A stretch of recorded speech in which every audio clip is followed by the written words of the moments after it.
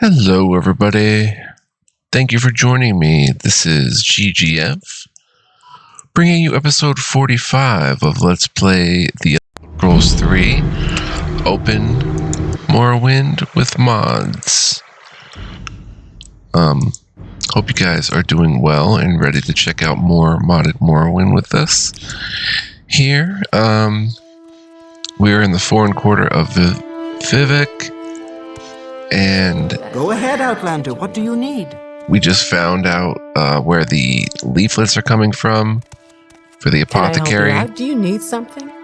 Chalony? No. There's someone watching me. I can tell. So what I want to do right now is either head to Joe Bosch's rare books and do a little bit of reading, or we can recall. Let's go ahead and recall. You know what? Let's spend a night at the Mages Guild first, since we're here. And we could potentially spend a night. Boom. Go ahead, Outlander. I don't think this bed is available. Oh, it is. Okay, we can sleep in the double until healed. Boom, boom.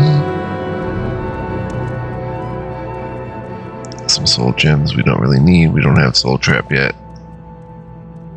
Go up the steps, and actually, let's just go ahead and recall to our pile of loot. I think I pressed auto load.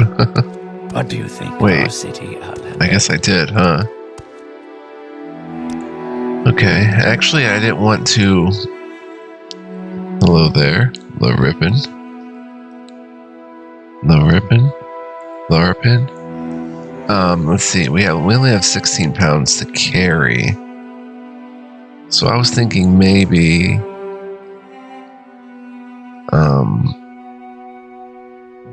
reading some of these books and selling them.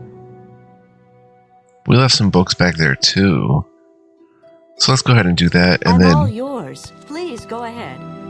see you later, babe. And then we'll try to sell these books. So let's just pull up here the candles and read A Short History of Morrowind by Jeanette Cite. From the introduction, led by the legendary prophet Valoth, the ancestors of the Dunmer, exiles from Altmer cultures in present-day Somerset Isle, came to the region of Morrowind. In earliest times, the Dunmer were harassed or dominated by Nord sea raiders. When the scattered Dunmer tribes consolidated into the predecessors of the modern Greathouse clans, they threw out the Nord oppressors and successfully resisted further incursions. The ancient ancestor worship of the tribes was in time superseded by the monolithic tribunal temple theocracy, and the Dunmer grew into a great nation called Resdayn. Resdayn was the last of the provinces to submit to Tiber Septim. Like Black Marsh, it was never successfully invaded and was peacefully incorporated by treaty into the Empire as the province of Morrowind. Almost 4 centuries after the coming of the Imperial Legions, Morrowind is still occupied by Imperial Legions, with a figurehead Imperial King, though the Empire has reserved most functions of the traditional local government to the ruling houses of the 5 Great Houses on Vardenfell District. In 3rd Era 414, Vardenfell territory, previously a temple preserve under Imperial protection, was reorganized as an Imperial provincial district. Vardenfell had been maintained as a preserve, administered by the temple since the Treaty of the Armistice, and except for a few Great House settlements sanctioned by the temple, Vardenfell was previously uninhabited and undeveloped. But when the centuries-old temple ban on trade and settlement of Vardenfell was revoked by King of Morrowind, a flood of Imperial colonists and Great House Dunmer came to Vardenfell, expanding old settlements and building new ones. The new district was divided into Redoran, Halalu, Telvanni, and Temple districts, each separately administered by local house councils or temple priesthoods, and all under the advice and consent of Duke Dren and the district council in Ebonheart. Local law became a mixture of house law and imperial law in house districts, jointly enforced by house guards and legion guards, with temple law and imperial law enforced in the temple district by ordinators.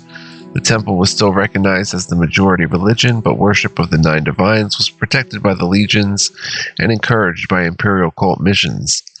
The temple district included the city of Vivec, the fortress of Ghostgate, and all sacred and profane sites, including those blighted areas inside the Ghost Fence, and all unsettled and wilderness areas on Vardenfell.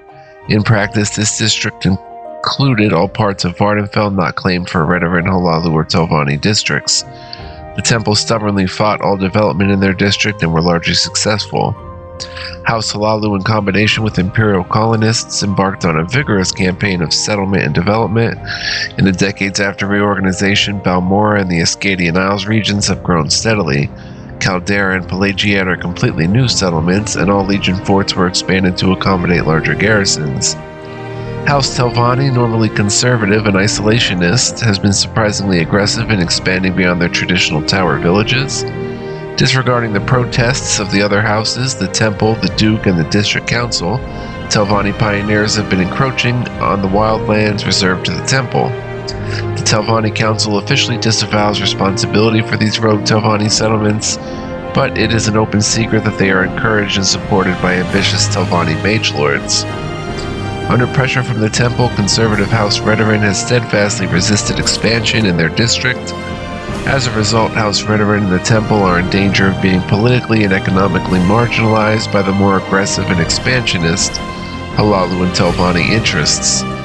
The Imperial administration faces many challenges in the Vardenfell district, but the most serious are the Great House rivalries, animosity from the Ashlander nomads, internal conflicts within the Temple itself, and the Red Mountain Blight. Struggles between Great House, Temple, and Imperial interests to control Vardenfell's resources could at any time erupt into full-scale war. Ashlanders raid settlements, plunder caravans, and kill foreigners on their wild lands. The Temple has unsuccessfully attempted to silence criticism and calls for reform within its ranks. But most serious are the plagues and diseased hosts produced by the blight storms sweeping out from Red Mountain. Vardenfell and all Morrowind have long been menaced by the legendary evils of Dagoth-Ur and his ash vampire kin, dwelling beneath Red Mountain. For centuries, the Temple has contained this threat within the Ghost Fence, but recently the Temple's resources and will have faltered, and the threat from Red Mountain has grown in scale and intensity. If the Ghost Fence should fail, and hosts of blighted monsters were to spill out across Vardenfell's towns and villages, the Empire might have no choice but to evacuate Vardenfell district and abandon it to disease and corruption. Wow, it's that serious. Okay, then we have Cherum's Heart of Anakina, which I should have maybe... We're not going to sell this Cherum's Heart, but I don't know where we're going to put it for now. Let's actually go ahead and read the mirror, because we're going to sell the mirror. How about A Dunmer's Guide to the Reach? A Dunmer's Guide to Skyrim, The Reach, by Giros DeRosso.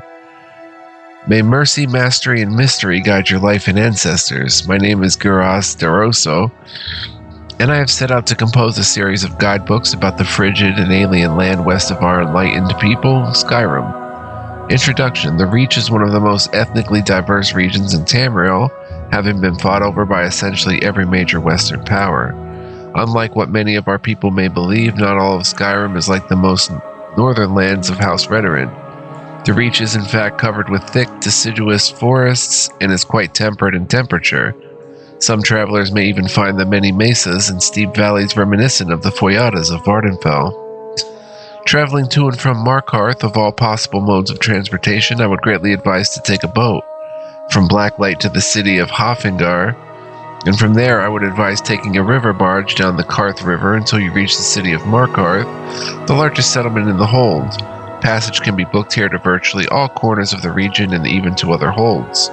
Temple resources. Any pious Dunmer will find the religious faculties lacking in Markarth Hold, and with good reason, being far from our hallowed lands. I would highly suggest bringing the necessary materials and prayer books on your journey. With that said, there is in fact a hostel and house temple run by a kind soul named Vadas Marvani, open to any of the temple faithful. His residence is a 2-story house near the King's Hall in Markarth. The locals. While the Western Nords are by no way amiable to our kind as a whole, they are too preoccupied with harassing the Breton and Redguard communities to bother a traveler from Morrowind. Remember that you are a representative of the Triune Ways. And as long as the authorities be just, recall the writings from Saint Elaine the Wise, keep no secret from your judge's scale. However, I must stress that this does not make travel in the Reach like an evening at the spas of Draenum. The native inhabitants of the area, aptly called Reachmen, are to be avoided unless absolutely necessary, as their villages are commonly hideouts for murderous marauders. In addition, it has been told that Yokuru Nordic unrest within the city of Dragonstar continues still at the time of this guide's completion. So I don't know if we have to go from Blacklight to Markarth or to Hofengar or something like that. Take a boat to Skyrim, but there is Skyrim in the game. I do have that quest back installed. I might even hang on to that book. Let's go ahead and check out there's the guide to Dragonstar. Let's check out the mirror, and we'll finish up with this one. Not that long. The Mirror by Berdier Riens. The wind blew over the open plain, jostling the few trees within to move back and forth with the irritation of it. A young man in bright green turban approached the army and gave him his chieftain's terms for peace to the commander. He was refused. It was to be battle, the battle of Ain Kolor. So the chief Iambez had decreed his open defiance, and his horsemen were at war once again. Many times the tribe had moved into territory that was not theirs to occupy, and many times the diplomatic approach had failed. It had come to this at long last. It was just as well with Mindathrax. His allies may win or lose, but he would always survive. Though he had occasionally been on the losing side of a war, never once in all his 34 years had he lost in hand-to-hand combat. The two armies poured like dual frothing streams through the dust, and when they met, a clamor rang out, echoing into the hills. Blood, the first liquor the clay had tasted in many a month, danced like powder. The high and low battle cries of the rival tribes met in harmony as the armies dug into one another's flesh. Mindathrax was in the element he loved. After 10 hours of fighting with no ground given, both commanders called a mutual and honorable withdrawal from the field. The camp was positioned in a high-walled garden of an old burial ground, adorned by springtide blossoms. As Mindathrax toured the grounds, he was reminded of his childhood home. It was a happy and a sad recollection, the purity of childhood ambition, all of his schooling in the ways of battle, but tinged with memories of his poor mother, a beautiful woman looking down at her son with both pride and unspoken sorrow. She never talked about what troubled her, but it came as no surprise to any when she took the walk across the moors and was found days later, her throat slit open by her own hand. Oh. The army itself was like a colony of ants, newly shaken. Within a half-hour's time after the end of the battle, they had reorganized as if by instinct. As the medicos looked to the wounded, someone remarked with a measure of admiration and astonishment, "Look at Mindathrax. His hair isn't even out of place." "He is a mighty swordsman," said the attending physician. "The sword is a greatly overvalued article," said Mindathrax, nevertheless pleased with the attention. "Warriors pay too much attention to striking and not enough in defending strikes. The proper way to go into battle is to defend yourself and to hit your opponent only when the ideal moment arises." "I prefer a more straightforward approach," smiled one of the wounded. "It is the way of the horsemen." "If it is the way of the Beulse tribes to fail, then I renounce my heritage," said Mindathrax, making a quick sign to the spirits that he was being expressive, not blasphemous. "Remember what the great blade master Gaiden Shinji said, the best techniques are passed on by the survivors. I have been in 36 battles and I haven't a scar to show for them. That is because I rely on my shield and then on my blade, in that order." "What is your secret?" "Think of melee as a mirror. I look to my opponent's left arm when I am striking with my right. If he is prepared to block my blow, I blow not. Why exert undue force?" Mindathrax cocked an eyebrow. "But when I see his right arm tense, my left arm goes to my shield. You see, if it takes twice as much power to send force than it does to deflect it. When your eye can recognize whether your opponent is striking from above or at an angle, or in an uppercut from below, you learn to pivot and place your shield just so to protect yourself. I could block for hours if I need be, but it only takes a few minutes or even seconds for your opponent, used to battering, to leave a space open for your own strike." "What was the longest you've had to defend yourself?" asked the wounded man. I fought a man once for an hour's time, said Minithrax. He was tireless with his bludgeoning, never giving me a moment to do aught but block his strikes. But finally, he took a moment too long in raising his cudgel, and I found my mark in his chest. He struck my shield 1,000 times, but I struck his heart but once. But that was enough. So he was your greatest opponent? Asked the medico. Oh, indeed not, said Minithrax, turning his great shield so the silvery metal reflected his own face. There is he. The next day, the battle recommenced. Chief Iambez had brought in reinforcements from the islands to the south. To the horror and disgrace of the tribe, mercenaries, renegade horsemen, and even some reachmen witches were included in the war. As Minithrax stared across the field at the armies assembling, putting on his helmet and readying his shield and blade, he thought again of his poor mother. What had tortured her so? Why had she never been able to look at her son without grief? Between sunrise and sundown, the battle raged. A bright blue sky overhead burned down on the combatants as they rushed against one another over and over again. In every melee, Minithrax prevailed. A foe with an axe rained a series of strokes against his shield, but every one was deflected until at last Minithrax could best the warrior. A spear maiden nearly pierced the shield with her first strike, but Minithrax knew how to give with the blow, throwing her off balance and leaving her open for his counterstrike. Finally, he met a mercenary on the field, armed with shield and sword and a helm of gold and bronze. For an hour and a half they battled. Minithrax tried every trick he knew. When the mercenary tensed his left arm, he held back his strike. When his opponent rose his sword, his shield rose too and expertly blocked. For the first time in his life, he was battling against another defensive fighter. Stationary, reflective, with energy to battle for days if need be. Occasionally, another warrior would enter into the fray, sometimes from Minithrax's army, sometimes from his opponents. These distractions were swiftly dispatched, and the champions returned to their fight. As they fought, circling one another, matching block for blow and blow for block, it dawned on Minithrax that here at last he was fighting the perfect mirror. It became more a game, almost a dance, than a battle of blood. It was not until Minithrax missed his own step, striking too soon, throwing himself off balance, that the promenade was ended. He saw, rather than felt, the mercenary's blade rip across him from throat to chest. A good strike, the sword he himself might have delivered. Minithrax fell to the ground, feeling his life passing. The mercenary stood over him, prepared to give his worthy adversary the killing blow. It was a strange, honorable deed for an outsider to do, and Minithrax was greatly moved. Across the battlefield, he heard someone call a name similar to his own. Jurifax. The mercenary removed his helmet to answer the call. As he did so, Minithrax saw through the slits of his helmet his own reflection in the man. It was his own close-set eyes, red and brown hair, thin and wide mouth, and blunt chin. For a moment he marveled at the mirror before the stranger turned back to him and delivered the death stroke. Jurifax returned to his commander and was well paid for his part in the day's victory. They retired for a hot meal under the stars in a garden by an old cairn that had previously been occupied by their foes. The mercenary was strangely quiet as he observed the land. "Have you been here before, Jurifax?" asked one of the tribesmen who had hired him. "I was born a horseman just like you. My mother sold me when I was just a babe.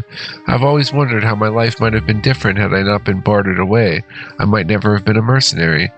"There are many things that decide our fate," said the witch. "It is madness to try and see how you might have taken this turn or that in the world. There are none exactly like yourself, so it is foolish to compare." "But there is one," said Jurifax, looking to the stars. "My master, before he set me free, said that my mother had twin sons when I was born. She could only afford to raise but one child, but somewhere out there is a man just like me, my brother. I hope to meet him." The witch saw the spirits before her and knew the truth that the twins had met already. She remained silent and stared into the fire, banishing the thoughts from her head, too wise to tell all. Oh, that was really moving. Should you need something, I will be happy to oblige. That was really cool. Did we want to buy anything from her? Icebreaker? Blunt weapon? I'd like to maybe learn spear as time goes on.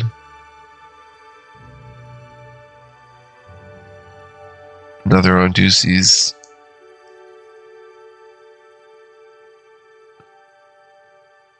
Unhinging, maybe? Detect enchantment.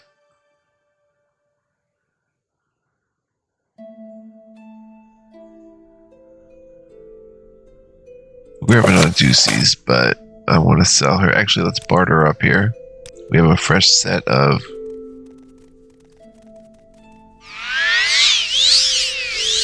Magica. Let's go ahead and grab the Odysseus. We'll sell Short History of Morrowind. Should I sell the Dunmer's Guide to the Reach? Sell the Mirror. It is £4. I don't know how rare it really is. Probably, I don't know. I have no idea. Go to Sue.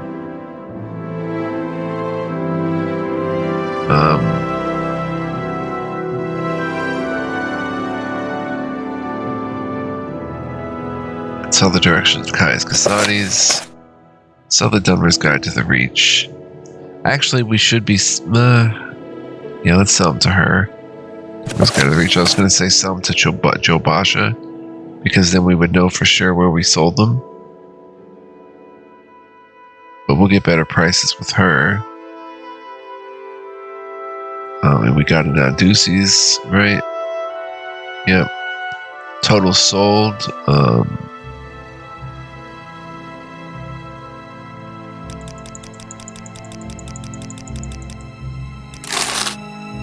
$190. You can enchant. We have some gold to enchant, maybe. Oh, I don't know. The adamantium left bracer.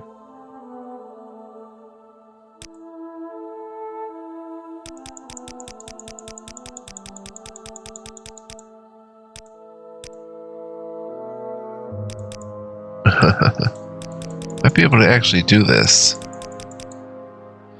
$13.93. 15 blind for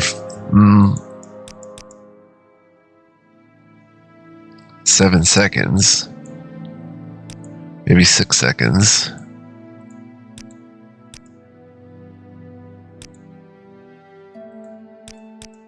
$16 to 16 for 6 seconds on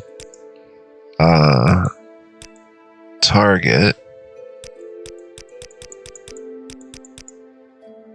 Wait, what happened? The price went way up. Oh, we have to do it on touch. Let's just go 15 to 15 for 6 seconds. I mean, we could do that. Cast cost 3. Charge, we could give the Ogrim Titan. Cast cost is 3. Amount versus total amount the enchantment would cost to make. Cast cost 3 is not much. Charge is 70. Oh, so we can cast this like 20 times. 23 times. I don't know, it's a thought. Then there's Chameleon. Could do on self. I don't know. Let's give a 5-second duration. Oh, this is expensive. 20% Chameleon for 5 seconds. Let's see.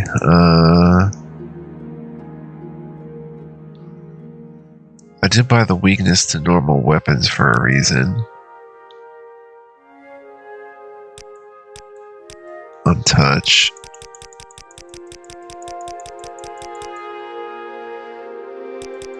Oh wow, that goes a long way. We could just start getting into basic enchantments, which is a little too much right now for us.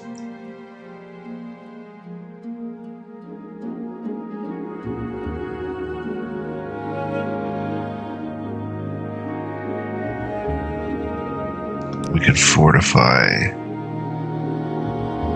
our security, fortify our marksmen.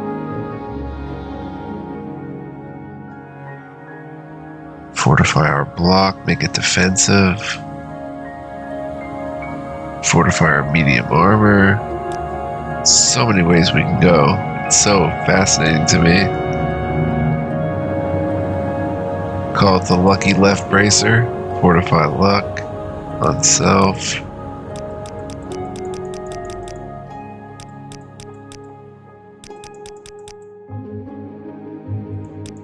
10 points for 10 points and 10 points for 10 seconds.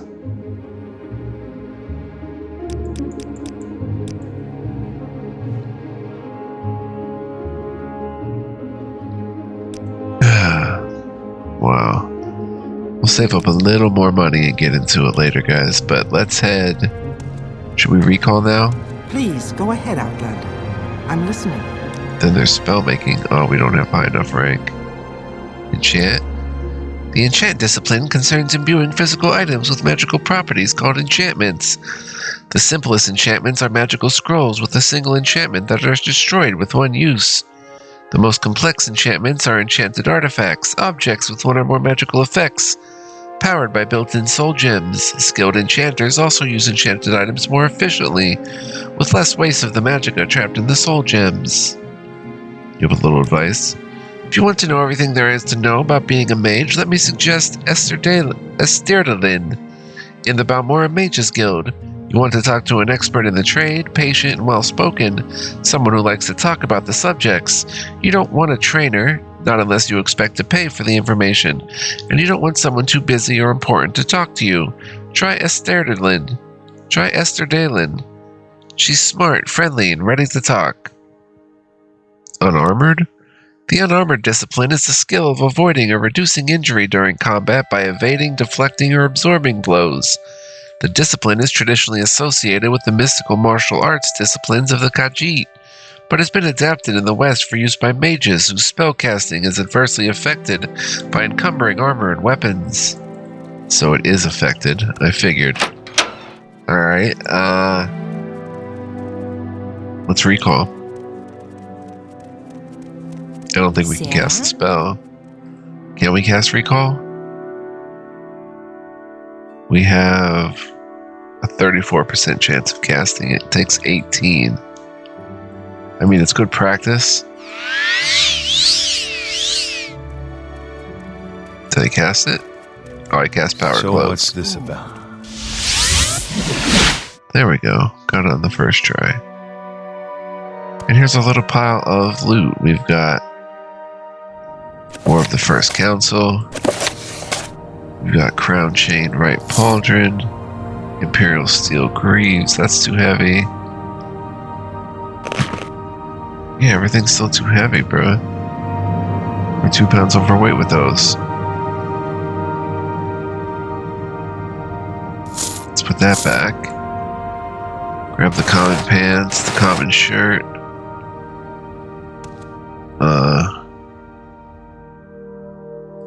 Leave these for another time.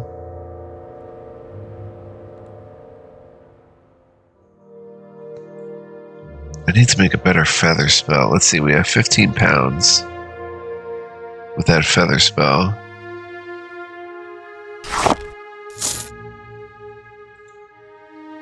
Let's go ahead and drink it.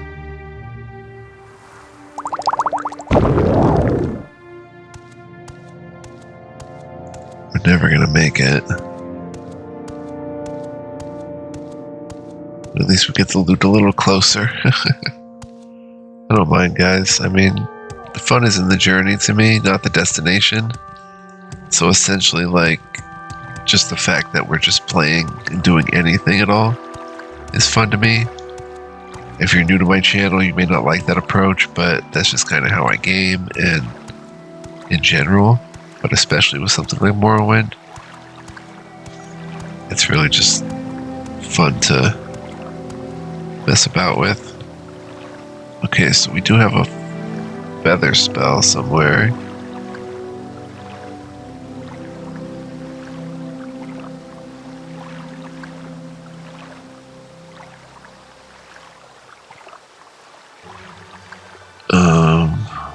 Thought we had a feather spell.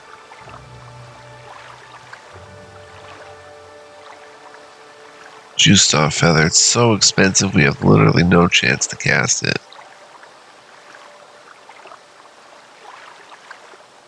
We have to just fortify strength. Oh, we have a fighter ring. Put that on. Wait a minute, if I have that, I could almost grab the other thing, but let's just go with this. Up we go, up we go. Lunges, lunges. Boom, boom, boom, boom, boom, boom, boom, boom, boom, boom, boom. Lunging up. Work those calves, work those thighs. Get up there. Boom. With all that weight you're carrying. Yeah. Okay, we have to get to, Go on about your business. and wow, we're moving so fast because of this ring. We have to go to me and Guy. He should be able to buy this stuff. Or the Fletcher. May I help? Bada bing, bada boom. Ah, What's this yes. all about? What is it, good Sarah? Ah, you've got a nice Nordic friend here. Me and Guy. It's not bad when you know your way around, Alzarian. What are you looking for in Vivec? Alright, let's get a little... Let's make sure you buy this stuff first. You buy those, yep. You buy that, you buy that, you buy that. Perfect. 94 right now, but let's see what happens if we... Power close! Yeah.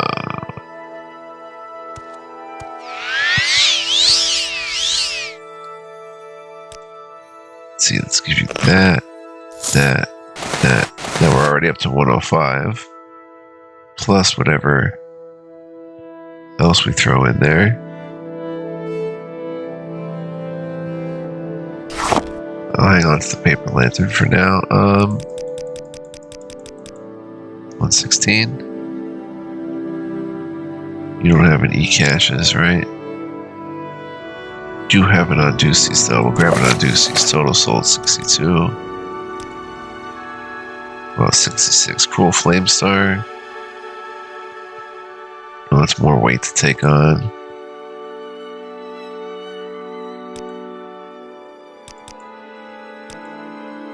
I want to do 64. Oh my gosh. 16, wait. Those are 15 apiece. He's got 20. 200. They're 0.2 weight.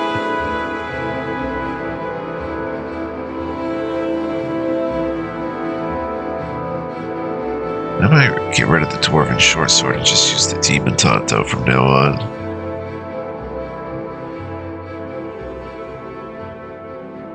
I want to keep that though. I want to put it in a box somewhere.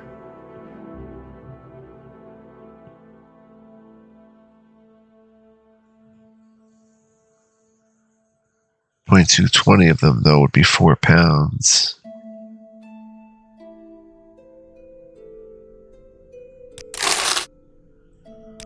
We'll just do that. Maybe we will do a feather enchantment on... I don't know what item we'll put it on. Our exquisite pants, because they're not going anywhere. Ogrim Titan. Pants of heavy lifting, feather.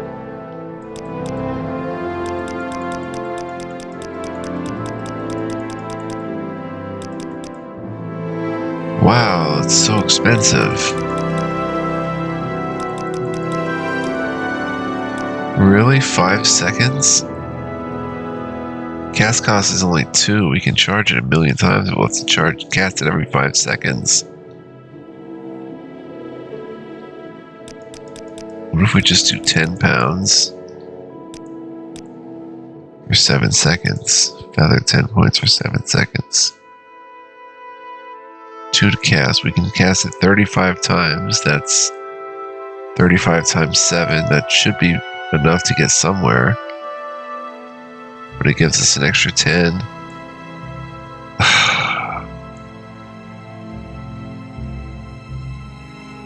It's hard to do this, but I mean, it beats carrying potions around all the time.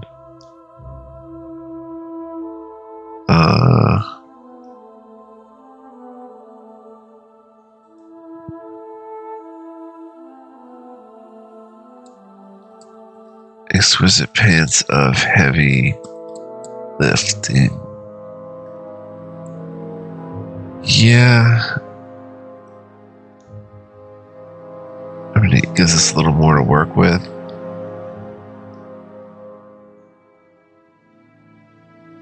We could put 60 in these pants, though. We're putting ultimately 3 in it.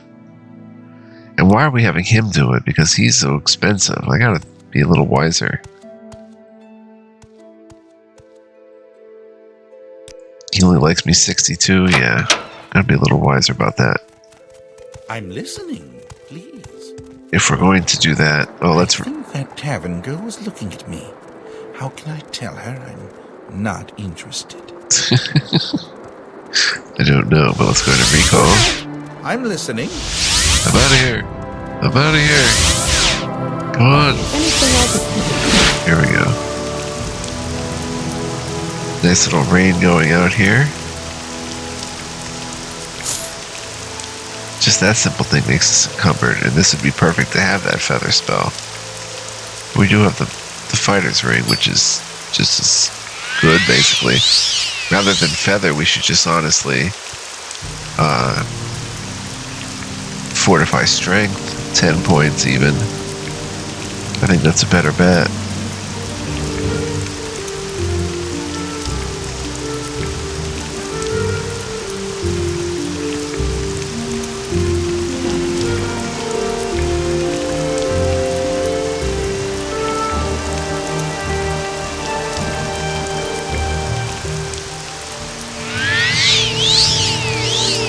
Recharge it. Every time we use it, we're getting points in enchant. Ultimately, for every item we use, we can level up enchant.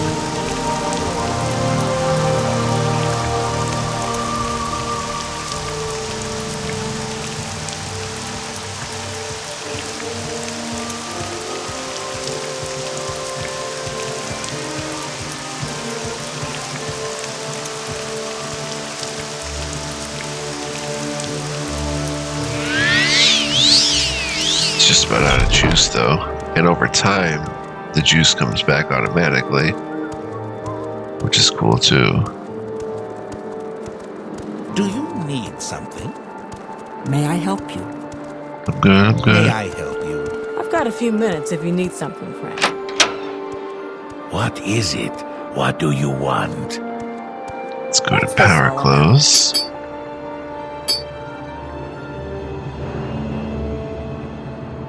Let me see if maybe I can put, after I do this, so the Nordic may have Curious.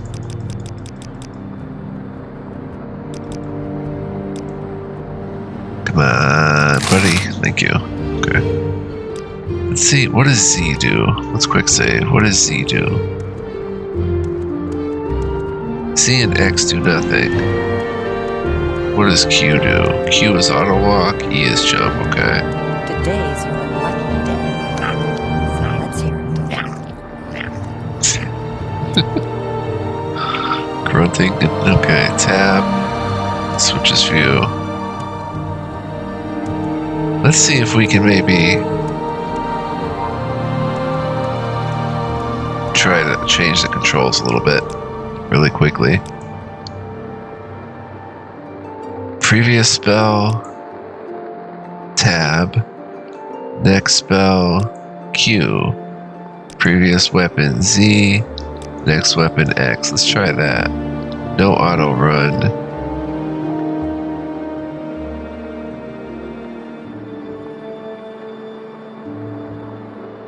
No quick load.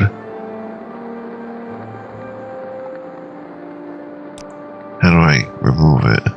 Backspace.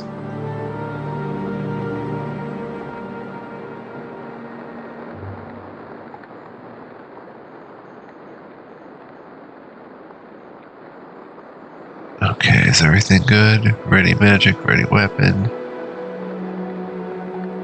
Caps lock is always run.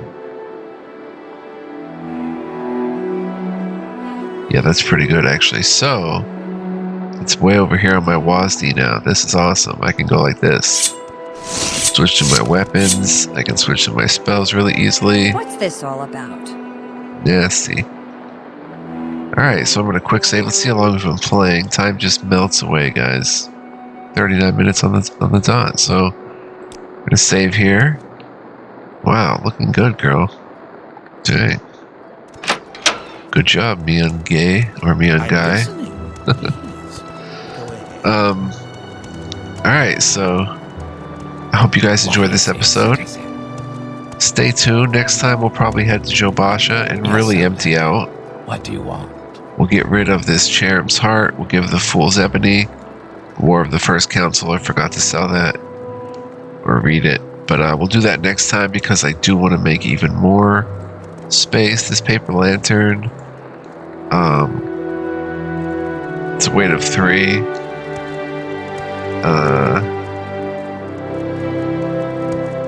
Honestly, we can just kind of put it right here on the corner. That's not what I want to suppose we do. have a moment. What is it? Go on about your Sure, business. we'll put it on the floor right there. And yeah, I hope empty vial. Carrying an empty vial. I hope you guys are enjoying the playthrough, and I hope you enjoyed this episode. Stay tuned for more. Yes, you like my little arrangement I did there? Everyone's looking around. Everywhere. But next time we might hit Jobasha's. We might try to take on an actual quest. Read a little bit more. Who knows? But we'll get into some adventure. Might go to Ebonheart and ask about Tavia. To that chick that we learned is down there. Might hit the Fletcher. Oh, look at those acrobatics. We can jump up here now. Yeah. Might probably hit the Fletcher next time just to see what's what. But go ahead and smash that like button, guys. Leave me a comment. Let me know what you think. Subscribe if you haven't yet. Feel free to do any of those or whatever you like. It's all good. Not telling you have to do that or anything, but it would help my channel. In the meantime, guys, I hope you'll join me next time. In the meantime, be well, live well, stay well. Much love, peace, and joy to all of you. And I hope to see you guys in the next one. Come on back. Much more fun to be had with open modded Morrowind. Peace.